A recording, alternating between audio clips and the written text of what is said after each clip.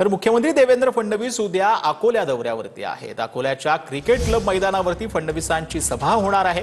फडणवीसांच्या हस्ते 3000 कोटींच्या विकास कामांचं भूमिपूजन देखील यावेळेला होणार आहे।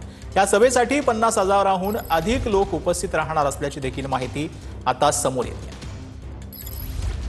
अकोल्यामध्ये उद्या देवेंद्र फडणवीस यांची जाहीर सभा होते आणि आपण या सभा ठिकाणी आपण पाहू शकता की या ठिकाणी 3 डोम टाकण्यात आलेले आहे। 3 डोम मध्ये या ठिकाणी 50,000 लोक बसतील अशी या ठिकाणी व्यवस्था करण्यात आलेली आहे।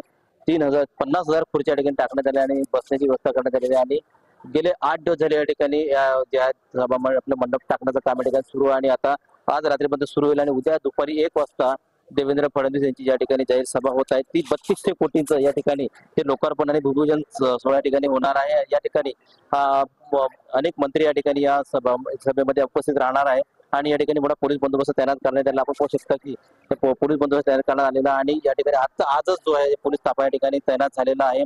डॉग स्क्वॉड असो या कुठला या ठिकाणी सर्व आलेले आहे आणि यांनी तैनात करण्यात आलेले आहे। आणि उद्या जे आहे उद्या दुपारी 1 वाजता देवेंद्र फडणवीस यांची जाहीर सभा होत आहे आणि 3200 कोटींच्या लोकार्पण आणि भूमिपूजन या ठिकाणी सोहळा संपन्न या ठिकाणी होणार आहे आणि जाहीर सभा या ठिकाणी होत आहे। गणेश सोनवणे, मराठी, अकोला।